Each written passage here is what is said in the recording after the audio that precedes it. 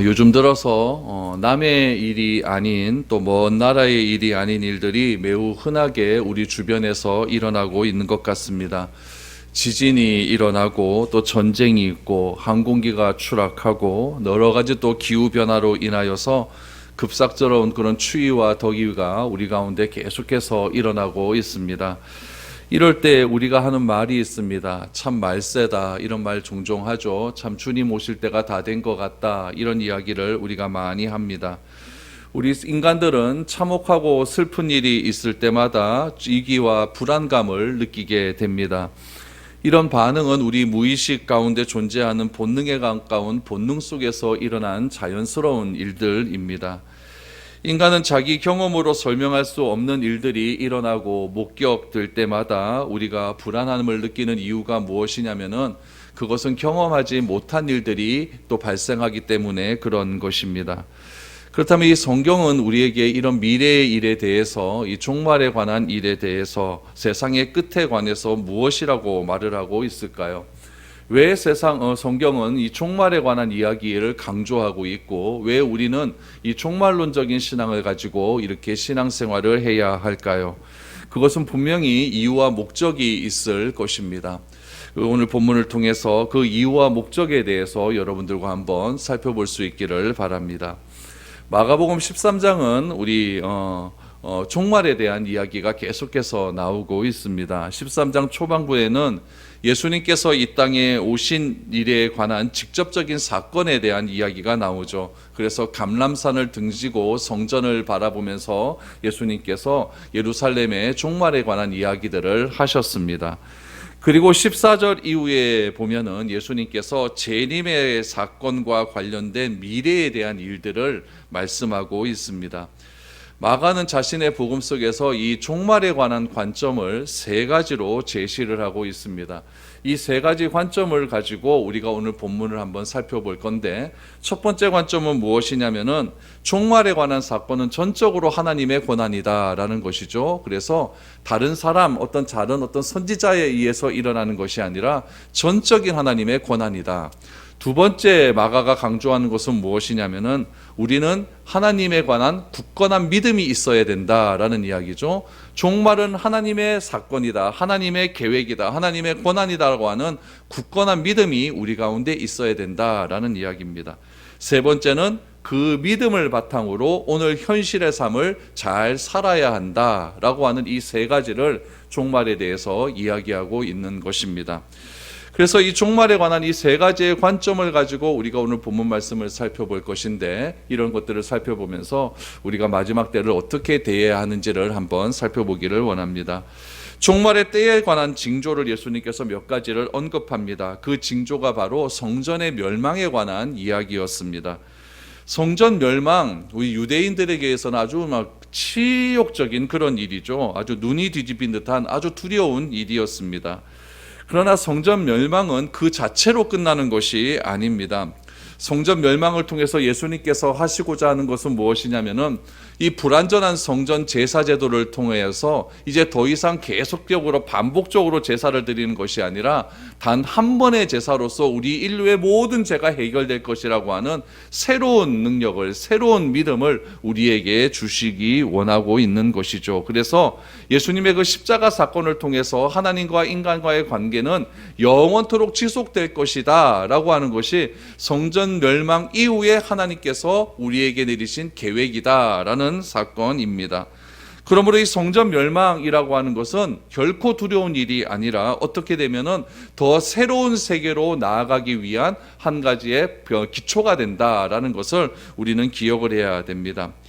그래서 예수님께서 이 성전 멸망, 예루살렘 멸망에 관한 몇 가지 징조에 대해서 말씀을 하십니다.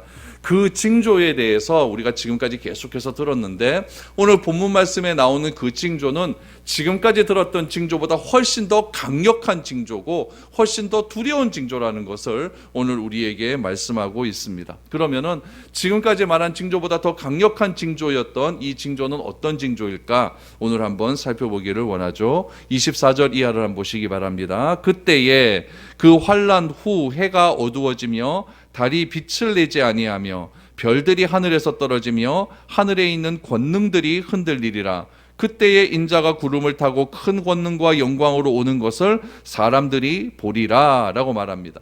여러분, 이전에 언급되었던 징조는 어떤 징조였느냐? 예루살렘 멸망에 관한 징조였습니다. 이스라엘 멸망에 관한 징조였죠. 그 징조가 어떤 징조였냐면 신자들이 박해를 당한다.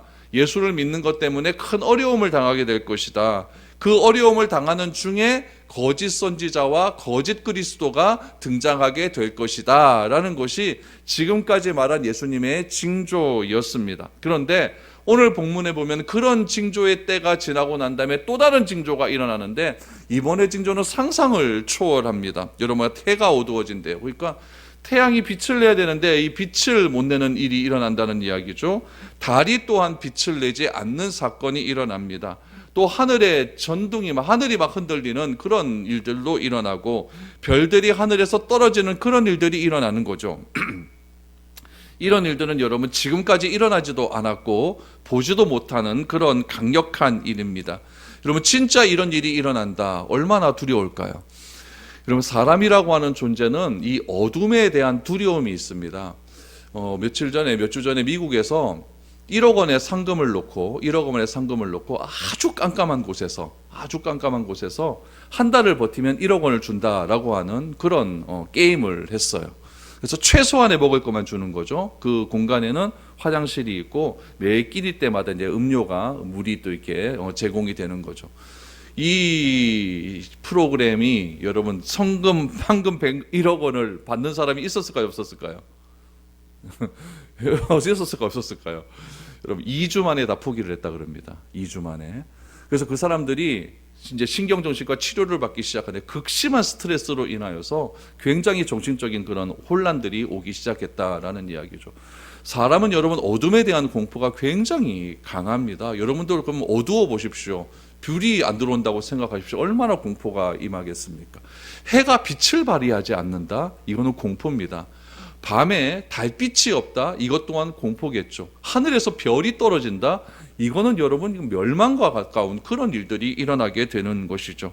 여러분, 굉장히 두려운 일들이 일어나게 된다는 것입니다. 그런데 이런 사건이 지난 이후에 예수님께서 오신다라고 말씀을 하고 있죠. 26절에 보니까 그때에 인자가 구름을 타고 큰 권능과 영광으로 오는 것을 사람들이 보리라 라고 말씀을 하고 있습니다. 여러분, 우리가 알아야 할 사실은 무엇이냐면은 하나님의 계획표에 의하면은 이런 큰 두렵고 큰 일이 있어야만 예수님이 오신다는 이야기죠. 실질적으로 이거 문자 그대로 진짜 하늘에서 해가 어두워지고 달빛이 어두워지고 하늘에서 별이 떨어지고 이런 것들이 진짜 그 당시의 사람들로 봐서는 최고로 무서운 그런 사건 아니겠습니까? 오늘날도 마찬가지겠죠. 그러니까 그만큼 두렵고 힘들고 어려운 일들이 당하고 임하게 된다는 이야기죠. 앞에서 말한 것과 같이 그리스도인들이 핍박을 받고 적그리스도가 출현을 하고 또 하나님, 내가 하나님이라고 하는 사람들이 출현을 한다. 이런 것들은 여러분 오늘날에도 얼마나 많이 있습니까? 제가 지난주에 유튜브를 보니까 또 새로운 또 적그리스도가 하나 출연한 것 같아요. 나이가 이거 28, 27밖에 안 된 남자인데 지금 난리가 났습니다. 브라질하고 미국에서부터 날라와갖고 우리나라에 지금 저기 충청도 어디에서 집회를 했는데 3,000명이 넘는 사람들이 어떤 창고에 와갖고 20대, 30대들이 와갖고 난리가 났어요. 그 사람에 대한 신학적인 분석이 지금 들어가고 있는데 어디서 신학 공부를 했는지도 모르겠고 그 사람이 어떻게 했는지도 모르겠는데 굉장히 잘생겼습니다. 완전히 미소녀예요. 그런 얼굴을 가지고 막 울면서 와갖고 막 대면은 막 쓰러지고 막 이런 일들이 일어나게 되니까 여러분, 이런 막 공포심을 조절하고 이렇게 막 힘든 일들을 조정하면서 막 때를 준비하라라고 하는 이런 일들이 오늘날 지금 충분히 일어나고 있다는 이야기죠. 근데 중요한 것은 하나님의 계획표에 의하면 이렇게 두렵고 큰 일이 일어나야만 예수님이 오신다라는 이야기입니다. 그러므로 예수님을 사랑하는 신다라면 어떻게 해야 되느냐? 이런 것들을 하나님께서 미리 알려주신 이유가 무엇이냐면은 이런 것들을 알아야만 버틸 수 있기 때문에 그렇다는 이야기죠. 이런 것들을 알아야만 우리가 인내할 수 있다라는 이야기죠. 그래서 주님은 말씀하십니다. 그때에 이런 일이 일어난 이후에는 어떻게 되느냐? 지상에 있는 사람들은 구름 타고 주님이 오신다는 것을 눈으로 보게 된다라고 말을 하죠. 여러분, 구름 타고 오신다고 해서 진짜 서유기에 나오는 손오공처럼 구름 타고 이렇게 오실까요? 그건 아닙니다. 그건 아닙니다. 이 구름이라고 하는 것은 신적인 현현을 상징하는 거예요. 그래서 하나님이 임한다라고 하는 것을 성경에 보면 구름이 굉장히 가득 찬 것으로 그렇게 묘사를 하고 있습니다. 모세가 시내산에 올라갈 때도 하나님과 대면했을 때 구름이 임했고, 성막이 완성되었을 때도 구름이 성막 가운데 가득하여서 그 안에 있던 사람들이 다 밖으로 나갈 정도로 구름의 임재가 너무나 강력했다라고 성경은 말을 하고 있죠. 그래서 하나님께서 예수님을 이 땅에 보내어 주시는데, 재림으로 보내어 주시는데, 구름을 타고 구름 중에, 영광 중에, 권능 중에 그렇게 오신다. 진짜 예수님께서 하나님의 신적인 권능을 가지고 이 땅에 오시는데, 그 오심을 모든 사람이 볼 수 있는 가시적으로 오신다라는 이야기죠. 그러니까 예수님께서 오시는 것은 예루살렘 감람산으로 다시 그쪽으로 오실 수도 있겠죠. 그러나 예수님이 오실 때 여기 있는 우리들도, 화원에 사는 여러분들도, 다사에 사는 분들도, 대구 성당에 사는 사람들도, 미국에 사는 사람들 다 볼 수 있게 그렇게 오신다는 이야기입니다.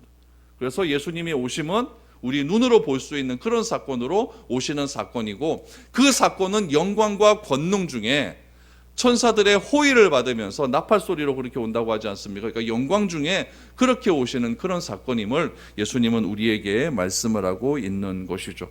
그래서 이게 큰 어려움이 닥치게 된다, 굉장히 큰 어려움이 닥치게 된다라는 것을 예수님은 말씀해 주셨습니다. 27절 말씀 보시죠. 또 어떤 일이 일어날까요? 또 그때에 그가 천사들을 보내어 자기가 택하신 자들을 땅 끝으로부터 하늘 끝까지 사방에서 모으리라. 주님께서 크고 두려운 일이, 주님의 재림을 예고하는 그 시기에 막 너무나 어려운 일들이 있죠. 두려운 사건들이 있죠. 그런 일들이 일어나는 그 시기에, 재림을 예고하는 그 시기에 또 하나의 일이 진행될 것인데, 그것이 무엇이냐면은 하나님의 택하신 사람들을 사라방으로부터 모으는 일이다라고 말씀을 하고 있어요. 우리 마가복음 13장 10절 말씀에도 보면 무엇이라고 나오냐면은, 예수님께서 징조에 대한 일을 말씀하시고 어떤 현상에 대한 일을 말씀하시면서 무슨 말씀을 하시냐면, 10절 말씀을 한번 보시면 뭐라고 나와 있냐면은, 또 복음이 먼저 만국에 전파되어야 할 것이다 라고 말씀을 하고 있습니다. 예수님의 재림의 목적은 무엇이냐? 복음이 전파되는 겁니다. 예수님의 재림의 목적은 무엇입니까? 수많은 사람들, 하나님께서 택하신 사람들을 한 곳으로 모으는 데 있다라는 이야기죠. 그러니까 예수님이 재림하시기 전에 우리가 해야 할 일은 무엇이냐면은, 복음을 만국으로 전파하는 일이고, 하나님께서 택하신 사람이 우리가 누구인지는 알지 못하지만 그것들을 한 곳으로 모으는 일에 집중해야 된다라는 것을 말씀을 하고 있는 것이죠. 그러니까 그날 그때가 오면은 정말 두려운 때가 오고, 막 적그리스도가 출현하고, 내가 하나님이라고 하는 사람들이 출현하고, 거짓 선지자들이 출현을 하고, 막 천지지변이 일어나는 그런 일들이 일어나는 것을 보게 되면은 징조로 알라는 이야기죠. 그때 우리가 해야 할 일은 무엇이냐? 복음을 더 열심히 전파하고, 주님이 택하신 자들은 우리가 누군지 알지 못하지만은 만나는 사람들마다 그리스도인으로서의 빛을 발휘하면서 그 사람들을 빨리 한 곳으로 모으는 일, 그런 일들을 우리가 잘 감당해야 된다라는 이야기죠. 그래서 하나님께서 이런 일들을 재림 전에 미리 이런 징조를 말씀하시는 이유는 무엇이냐면은, 급하기 때문에 그렇습니다. 시급하기 때문에 그렇다는 이야기죠. 이 종말의 때에 우리가 무엇을 해야 되는가, 이런 것들을 알려주시기 위해서 이런 일들을 미리 말씀해 주시고 있는 것입니다. 그렇다면 이러한 징조들, 이러한 마지막 때에 관한 이야기들을 얘기하니까 잘 모르니까 예수님께서 또 비유를 말씀해 주시죠. 그 비유가 어떤 비유냐면은 무화과 나무의 비유입니다. 28절, 29절입니다. 무화과 나무의 비유를 배우라. 그 가지가 연하여지고 잎사귀를 내면 여름이 가까운 줄 아나니, 이와 같이 너희가 이런 일이 일어나는 것을 보거든 인자가 가까이 곧 문 앞에 이른 줄 알라라고 말합니다. 여러분, 무화과 나무의 비유는 마가복음 11장에서 한번 나왔었어요. 무화과 나무를 저주하는 일들이 한번 있지 않았습니까? 마가복음 11장에서는 무화과 나무를 저주하셨고, 오늘 13장에서는 무화과 나무의 비유를 뭐라고 말합니까? 배우라라고 말씀하고 있죠. 그래서 이거는 서로 다른 맥락이면서도 또 주제도 또 달라요. 또 다르다고 해서 또 아예 다른 것이 아니고 또 공통점도 있습니다. 우리가 이 두 가지 비유를 조금 살펴보아야 됩니다.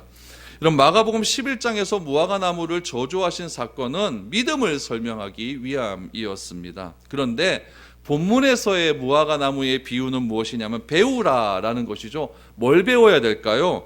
종말의 때에 관한 사실을 배워야 된다라는 이야기죠. 앞에서 종말의 징조에 관한 때에 관한 이야기를 하셨잖아요. 그러니까 그 사실을 말하기 위해서 무화과 나무의 비유를 드셨다고 한다면 무엇을 배워야 된다? 종말의 징조에 대한 그 때를 배워야 된다라는 것을 말씀하고 있는 것이죠. 무화과 나무 비유 속에서 예수님은 가지가 연하여지고 잎사귀를 내면 무엇이 가까이 왔다? 여름이 가까이 온 줄 알아라 라고 말합니다. 요 관점에서 마가복음 11장에 나오는 무화과 나무의 저주받은 비유를 한번 살펴보기를 원합니다. 마가복음 11장 13절 말씀을 한번 보시죠. 멀리서 잎사귀 있는 한 무화과 나무를 보시고 혹 그 나무에 무엇이 있을까 하여 가셨더니 가서 보신즉 잎사귀 외에 아무것도 없더라. 이는 무화과의 때가 아님이라 라고 말을 하고 있습니다. 11장에서 무화과 나무는 아직 무화과의 때가 아니에요. 잎사귀가 나오면 안 돼요. 안 되는데 뭐가 나와 있어요? 잎사귀가 나와 있다는 이야기죠. 그러니까 무화과 나무가 때에 맞지 않게 잎사귀가 먼저 나온 거죠. 먼저 나온 것은. 그래서 때에 맞지 않는 잎사귀가 나와 있다라는 것을 지금 강조하고 있는 거죠. 다시 말하면은 맞지 않는 거짓 징조가 지금 많이 일어나고 있다라는 이야기예요. 그래서 저주를 받았다는 이야기죠. 이처럼 무화과 나무의 잎사귀가 나오면은 여름이 가까이 왔다라는 것을 알아야 되는데 이 잎사귀가 봄에 나온 거죠. 그래 버리니까 이거 조금 이상한 겁니다. 그래서 이거 때에 맞지 않는 이런 잎사귀는 필요 없다라는 이야기죠. 그래서 무화과 나무의 잎사귀를 보고 여름이 왔다라는 것을 가까이 왔다라는 것을 알 수 있듯이 주님께서 말씀하신 이러한 징조들이 오면은 예수님께서 가까이 이제 다시 재림하실 때가 왔다라는 것을 알고 있어라라는 것을 말씀하기 위해서 무화과 나무의 비유를 배우라라고 말씀합니다. 그러면 여러분 종말의 징조 어떤 것들이 있었습니까? 오늘 본문에 보니까 하늘이 무너진대요. 와, 이거 하늘이 무너진다. 이거 뭐 말도 안 되는 하늘이 무너져요. 또 땅이 흔들리는 것 같은 그런 사건들. 이런 사건 앞에 여러분 두렵지 않은 사람이 어디에 있겠습니까? 그러나 이런 두려움 속에서도 우리가 절대 놓치지 말아야 될 사건, 종말에 대한 우리 시각이 있습니다. 그것은 무엇이냐면 첫 번째로 모든 징조의 주관자는 누구다? 하나님이다. 이 사실을 꼭 기억하셔야 됩니다. 모든 징조의 주관자는 하나님이시다. 여러분 미래에 관한 일을 예고할 수 있는 자격은 그 일을 계획하는 사람만 할 수가 있습니다. 어떤 사람이 어떤 프로젝트를 이렇게 계획을 하다 보면은 이 계획을 이렇게 하지 않습니까? 그러면은 앞으로 마지막에 결론이 될 그 사건들을 자기는 머릿속에 다 그려요. 다 그려서 그 요일이 요 계획대로만 되면 이렇게 될 것이다 라고 하는 그림을 그리고 사람들에게 지시를 내리는 것이죠. 그러니까 어떤 사건이 예고대로 일어난다고 한다면 그 사건을 예고한 사람이 그 모든 것을 계획하고 있다라는 것을 우리는 인정을 해야 되는 것입니다.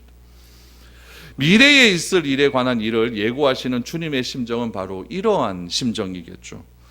크고 두려운 사건이 일어나는 그 시절을 살아가야 될 신자들에게 말씀하시는 것은 주님께서 하신 말씀이 있는 그대로, 말씀하신 그대로 일어날 때에 자신이 하신 말씀을 확증하신다는 이야기예요. 이건 뭐냐면은 모든 일들이 하나님의 주관하에 있다라는 것을 강조하고 있는 거죠. 그러므로 언젠가 재림하실 주님의 시간에 살고 있는 신자들은 두려워하는 것이 아니라 이런 것을 보고 의아노 이렇게 두려워하는 것이 아니라 두려워하는 것에서 벗어나서 하나님이 지금 하시고자 하고 있는 일, 그 일을 주관하시는 하나님, 그 하나님을 내가 철저하게 믿고 있어야 된다는 이야기죠. 그 하나님을 믿음을 통해서 내가 어떤 삶을 살아야 하는가가 중요하다는 이야기입니다. 어떤 사람은 이런 징조가 있으니까 모든 것 다 버려버리고 막 도망가는 사람들이 있습니다. 여러분 종말론자들 그런 사람 아니에요. 무슨 브라질로도 도망가고 피지로 도망가가지고 자기 재산 다 벗어버리고 도망가서 거기서 집단 생활하고 있지 않습니까? 그런 거 보셨죠 방송에서. 그렇게 하지 말라는 이야기예요. 그렇게 하지 말라는 이야기죠. 하나님께서는 이 모든 일을 주관하고 계시고 그 계획대로 지금 우리들 눈앞에 그런 일들이 실제로 일어난 것을 바라볼 때에 우리는 두려워하는 것이 아니라 진짜 하나님의 계획대로 되는구나 라고 하는 믿음을 갖고 있어라 라는 이야기죠. 왜냐하면 모든 일들이 하나님의 말씀대로 이루어지기 때문에 하나님의 역사를 주관하시는 분은 하나님이라는 사실을 굳건하게 믿어야 된다라는 이야기죠. 두 번째는 무엇입니까? 재림에 일어나는 징조에 관한 목적에 관심을 두어야 된다라는 이야기죠. 우리는 항상 무엇에 관심이 있냐면은 언제 일어나는데 여기에 관심이 많습니다. 그렇다면 예수님이 언제 오는데 여기에 관심이 많은 거죠. 그러나 예수님이 말씀하신 이 징조의 때를 알려주시는 이유는 무엇이냐면은 그 때에 관심을 갖는 것이 아니라 그 예수님께서 재림하시는 목적에 관심을 가지라는 이야기죠. 왜 재림 전에 이런 징조에 관한 다양한 사건들을 말씀해 주셨을까요? 대비하라는 이야기죠. 결국 예수님께서 이 땅에 오신다는 이야기죠. 그러면 왜 오실 수밖에 없는가? 그 목적에 관심을 가져야 되지 언제 어디서 어떻게 오시느냐 거기에 관심을 가져서는 안 된다라는 이야기죠. 그러므로 이 두려운 징조의 목적, 이 징조의 목적은 결국 무엇입니까? 재림에 있는 거예요. 예수님은 반드시 오신다. 이것을 말씀하고 싶은 것이죠. 우리는 이런 징조를 경험하면서 이 사건 뒤에 마침내 오시는, 결국엔 오시는 예수님의 재림을 우리는 기다려야 된다라는 이야기입니다. 그렇다면 이 재림의 징조를 보여주시는 이유는 무엇입니까? 여러분, 성전이 파괴되어 진짜 AD 70년에 성전이 파괴되지 않습니까? 성전이 파괴서부터 예수님의 재림이 이어지는 그 시간, 예수님의 재림은 언제 이루어집니까? 몰라요. 그러니까 성전 파괴부터 예수님이 재림이 이어지는 그 시간, 우리는 그 중간에 살고 있지 않습니까? 그 중간에 살고 있어요. 이 모든 것들이 하나로 연결되어 있다는 이야기예요. 이 연결되는 이 역사를 주관하시는 분은 누구다? 하나님이다. 예수님의 재림까지 이어지는 역사는 하나의 목적으로 이렇게 다 이어져 있다는 이야기예요. 그 목적을 기술한 책이 성경이라는 이야기죠. 성경에서 말하고자 하는 것은 무엇입니까? 결국 우리를 구원하고자 한다라는 이야기예요. 우리를 구원하고자 한다. 그 구원의 계획이 어떻게 이루어졌는가 그거를 말하고 싶어 하는 것이지 다른 것을 말하고 싶어 하는 것이 아니라는 이야기죠. 그렇다면 그 구원을 우리 이 재림의 관점에서 보면 무엇이라고 얘기하냐면은 그 구원을 하나님 나라라고 이야기를 합니다. 하나님 나라. 그러니까 하나님 나라는 제일 처음에 어디에 세워졌냐면 에덴 동산에 만들어 놨어요. 에덴 동산에 하나님 나라를 딱 만들어 놨는데 그 하나님 나라가 죄에 인해서 쫓겨나지 않았습니까? 그럼 하나님의 계획은 무엇이냐? 그 에덴에서 만들어 놓은 그 하나님 나라를 다시 회복시키는 데 목적이 있는 거예요. 그럼 그 회복을 어떻게 해야 되느냐? 에덴 동산에서의 하나님 나라의 왕은 누굽니까? 하나님 아닙니까? 하나님이 왕이었어요. 근데 죄로 인하여서 인간이 다 쫓겨나고 난 다음에 이 세상의 왕은 누굽니까? 나예요. 오로지 내 중심으로 살아가지 않습니까? 그래서 예수님께서 이 땅에 오셔서 십자가에 못 박혀 죽으심을 통하여서 내가 중심이고 나 중심적인 사고를 누구 중심적으로 사고로 바꾸시냐면은 주님 중심, 하나님 중심으로 바꾸어 주시는 거예요. 그래서 우리가 사형리 같은 거 영접할 때 이제 주님을 나의 주인으로 영접하십니까? 이런 결단의 기도를 하지 않습니까? 이거는 이제는 더 이상 내 인생의 주인이 내가 아니라 하나님이십니다라는 것을 내 입으로 고백하는 순간이에요. 그 순간 하나님 나라는 임한다라는 이야기예요. 근데 그 우리 가운데 임한 그 하나님 나라가 완전치가 않아요. 맨날 죄짓고 살잖아요. 그러니까 어쩔 때는 하나님의 뜻대로 살아면 은혜 받았습니다. 그런데 조금만 어려우면 하나님 어떻게 이럴 수가 있습니까? 하나님 나라는 그런 것이 아니거든요. 그래서 하나님 나라의 완전한 회복이 언제 일어난다? 예수님이 재림하시면 일어난다는 이야기예요. 그러니까 이 성경에서 말하는 모든 역사는 무엇에 집중되어 있냐면은 에덴으로 우리가 어떻게 다시 돌아갈 수 있는가 여기에 집중되어 있는 거예요. 우리가 에덴 동산에서 아담과 하와처럼 살아야 된다는 이야기예요. 그 아담과 하와처럼 언제 살 수 있느냐? 예수님은 말씀하고 있는 거죠.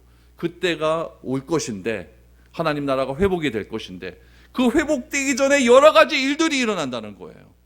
거짓 선지자도 일어나고 또 거짓 그리스도인들도 일어나게 되는 것이고 그러다가 천재지변이 일어나게 되는 것이고 그래서 그런 것들을 잘 견디고 버티는 자들, 인내하는 자들은 주님의 재림을 목도하게 될 것이다.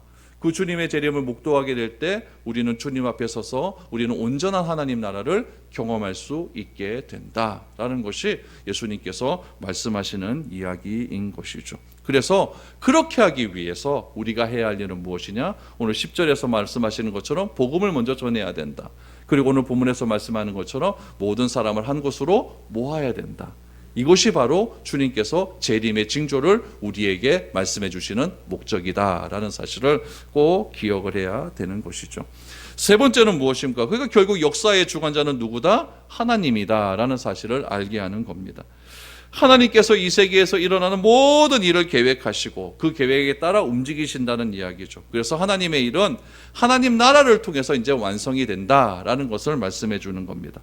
이 완성의 주인공이 바로 예수님이다라는 이야기죠. 그러므로 예루살렘 성전이 무너지는 것 때문에 유대인들은 절망할 겁니다. 성전 무너질 때 얼마나 절망하겠습니까? 그 절망한 유대인들은 이제는 온전한 하나님 나라의 회복을 위해서 누구를 영접해야 될까요? 예수님을 영접해야 되는 거예요. 예수님을 영접하고 하나님 나라의 백성, 그러니까 예수님을 영접한 하나님 나라의 백성, 우리들 모두죠. 우리들 모두는 다시 오실 예수님을 기대하는 마음으로 다시 오셔서 하나님 나라를 회복시키시고 완성하실 하나님의 계획을 믿고 따라가야 된다라는 이야기입니다. 결국 예수님께서 다시 오시기 전에 일어나는 놀라운 사건은 하나님 나라의 백성들을, 사방에 있는 하나님 나라의 백성들을 한 곳으로 모으시기 위한 신호다라는 이야기죠. 이것이 하나님께서 계획하신 일이에요. 이 계획과 목적을 우리가 이미 알게 되었다라고 한다면은 이 진짜 재림 때 일어나는 두려운 일들이 일어날 때에 우리가 해야 할 것은 이 모든 것은 누가 계획하신 것이다? 하나님이 계획하신 것이다. 하나님의 계획의 목적은 무엇이다? 하나님 나라의 회복이구나. 하나님께서 하나님의 회복을 하시기 위해서 이 모든 역사를 하나님께서 주관하시고 있으니까 내가 그런 것들 때문에 세상 사람들처럼 막 두려워하고 우왕좌왕하고 그렇게 하는 것이 아니라 내가 하나님을 신뢰하는 믿음을 가지고 오늘 현실에 더 최선을 다하는 삶을 살아야 되겠구나. 그것이 종말을 대하는 우리의 태도다라는 것을 주님께서 말씀해 주고 있는 것입니다. 얼마나 편합니까? 그렇죠. 다 가르쳐줬는데 모르면 힘들죠. 이게 다 가르쳐줬기 때문에 우리는 결과를 알고 하루하루를 살아가는 사람이기 때문에 훨씬 편안한 마음으로 하루를 살아갈 수가 있게 되는 것이죠. 29절 30절 보시죠. 이와 같이 너희가 이런 일이 일어나는 것을 보거든 인자가 가까이 곧 문 앞에 이른 줄 알라. 내가 진실로 너희에게 말하노니 이 세대가 지나기 전에 이 일이 다 일어나리라 라고 말합니다. 여러분, 이와 같은 일이 일어나는 것을 보거든 예수님께서 어디에 있습니까? 문 앞에 있대요. 문 앞에. 그러니까 하나님 나라가 있는데 하나님 나라의 대문이 있어요. 대문 앞에서 딱 지금 전주고 있는 거예요. 딱 있다가 비밀번호를 딱 누르려고 이제 전주고 있는 거죠. 그때가 왔다는 것을 기억해라. 그래서 예수님께서는 이 세대가 지나가기 전에 이 일은 진짜 일어나게 될 것이다. 그러므로 우리가 기대하고 고대해야 될 것은 주님의 재림을 기쁜 마음으로 맞이할 수 있도록 그렇게 기대하고 고대하는 믿음이 필요하다라는 거죠.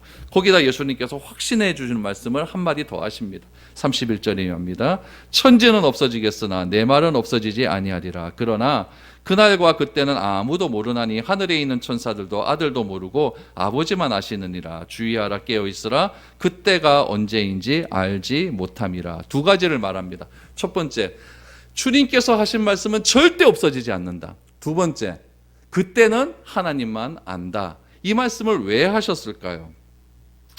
여러분, 하나님의 말씀은 예수님이 하신 모든 말씀은 곧 하나님의 말씀 아닙니까? 그렇기 때문에 하나님의 말씀은 영원토록 변하지 않는 거예요. 그래서 예수님의 말씀도 변하지 않는 겁니다. 그래서 여러분 31절의 이 말씀은 예수님은 곧 하나님이다라는 말씀이에요. 예수님은 곧 하나님이다. 그런데 32절, 33절 말씀은 무슨 말씀이냐? 예수님은 하나님이시면서 또한 예수님은 사람이다라는 이야기예요. 여러분, 예수님이 하나님이라고 한다면 예수님 자신이 재림할 때를 아는 것이 정상입니까? 모르는 것이 정상입니까? 아는 것이 정상이죠. 근데 왜 모른다고 할까요? 예수님은 인간이기 때문에 그렇습니다. 예수님이 인간이 되셨다라고 하는 것은 그냥 우리 인간의 모습만 인간이 아니라 우리 인간이 가지고 있는 모든 한계를 다 포함한 인간이라는 이야기예요. 여러분 미래에 대해서 압니까? 몰라요. 지금 요 예배 이후에 어떻게 될지도 모릅니다. 어떻게 될지도 몰라요. 국이 다 탔을지, 국이 짤지, 맛있을지 의아합니까? 아무도 몰라요. 그러니까 예수님도 인간의 몸을 입고 오셨기 때문에 인간의 한계를 아시는 거예요. 예수님께서 인간의 한계를 가지고 오셨기 때문에 길거리에 걸어가시면 다리가 아프셨어요. 그러니까 앉아서 쉬는 거죠. 예수님께서 40일을 금식하니까 배가 고파요. 그러니까 사탄이 떡을 만들려고 하는 시험을 주시는 거예요. 예수님은 피곤하시니까 시도 때도 없이 주무십니다. 이런 일들이 일어나는 이유는 무엇이냐면은 예수님은 진짜 하나님이시고 예수님은 진짜 사람이기 때문에 그런 거예요. 예수님이 진짜 하나님이라고 한다면 이런 제한이 필요가 없겠죠. 예수님이 하나님이라면 왜 죽습니까? 인간이기 때문에 죽는 것 아닙니까? 그래서 예수님께서도 인간의 제한된 그런 성품이 있기 때문에 모르시는 거예요. 그거는 누구만 안다? 하나님 아버지만 안다. 그래서 31절은 예수님은 누구시다? 하나님이시다. 32절, 33절은 그러나 예수님은 누구시다? 사람이시다. 요 둘 중에 하나만 부인해도 이단입니다. 초대교회 때는 예수님의 요 인성을 부인하는 이단들이 진짜 많이 있었어요. 어떻게 예수님이, 하나님이 우리 같은 죄인의 몸을 입고 이 땅에 오셨는가? 이것을 부인해 버리는 거죠. 그래서 이런 이단들이 굉장히 많이 있었습니다. 그런데 그런 이단들은 다 종교회의 때 이단으로 정죄가 되었어요. 그래서 우리 개혁신앙에서도 예수님은 진짜 하나님이시고 신성을 가지신 분이시고 예수님은 인성도 가지신 분이시다라는 것을 우리는 믿어야 된다라는 이야기. 그래서 예수님께서는 하나님의 그런 복종하심에, 하나님의 명령에 복종하심으로 인간의 몸을 입고 이 땅에 내려오셨다라는 것입니다. 그래서 아들도 알지 못하는 이유가 바로 여기에 있다라는 이야기죠. 그래서 예수님께서도 언제 오시는지 하나님 외에는 아무도 알지 못한다. 이 이유는 자신은 인성을 강조하기 때문이다라는 것을 기억하시기를 바랍니다. 예수님께서는 이렇게 징조와 재림에 관한 이야기를 하시면서 그럼 우리는 어떻게 살아야 되는가에 대한 말씀을 하시기 위해서 또 하나의 비유를 말씀해 주십니다. 지금까지는 때에 대한 이야기를 하셨어요. 징조에 대한 이야기를 하셨죠. 그럼 그 징조에 대한 이야기를 잘 이해를 못하니까 무화과 나무의 잎사귀를 바라보면서 여름이 온 줄 알아라. 이런 징조가 오면은 진짜 종말이 다가왔다는 것을 기억해라 라고 하는 거죠. 그러면 이 기억하는 사람들은 과연 어떻게 살아야 되는가를 그 당시에 흔히 있었던 비유를 들어서 또 설명해 주시는 거예요. 그 비유가 34절 35절입니다. 가령 사람이 집을 떠나 타국으로 갈 때에 그 종들에게 권한을 주어 각각 사물을 맡기며 문지기에게 깨어 있으라 명함과 같으니 그러므로 깨어 있으라 집주인이 언제 올지 혹 저물 때일는지 밤중일는지 다굴 때일는지 새벽일는지 너희가 알지 못함이라 라고 말합니다. 그 당시 예수님이 살았을 당시에는 이 주인이 잠시 어디 여행을 가면서 자기 주인의 권한을 종에게 맡기고 떠나는 경우가 종종 있었습니다. 예수님의 주인의 권한을 종에게 맡기잖아요. 그럼 그 종을 뭐라고 이야기하냐면 청지기라고 이야기합니다. 그래서 청지기는 무엇이냐면은 주인이 준 권한을 그대로 잘 관리하면서 주인의 재산이나 주인의 어떤 권리나 주인이 가지고 있는 어떤 권위들이 훼손되지 않도록 하는 것이 가장 주된 임무라는 거예요. 주인이 떠나서 종들에게 청지기의 임무를 맡겼다라고 말하는 거죠. 여러분, 권한을 맡겼다라고 하는 것은 무슨 의미일까요? 그에게 책임을 준 거예요. 그러니까 청지기가 주인의 권한을 가지고 어떤 일을 행했다라고 하는 것은 그 일에 책임을 져라라는 이야기입니다. 그 책임을 지기 위해서 주인이 종들에게 요구한 것이 딱 한 가지가 있습니다. 그것은 무엇이냐면은 깨어 있으라라는 이야기. 여러분, 깨어 있으라라고 하니까 24시간 잠 안 자고 깨어 있으라? 잠자지 말아라? 이 얘기는 아니죠. 그렇죠? 이 얘기는 아니죠. 주인이 있든지 없든지 간에 최선을 다해라 이런 이야기예요. 여러분, 사람을 이렇게 부려보면 알잖아요. 꼭 그 부리는 사람이 있을 때는 막 열심히 일하다가 부리는 사람이 없으면 맨날 놀다가 탱고 이런 사람이 있지 않습니까? 그런 사람들은 주인이 보면 다 압니다. 저놈은 저거는 내 있을 때만 일한다. 다 아는 거죠.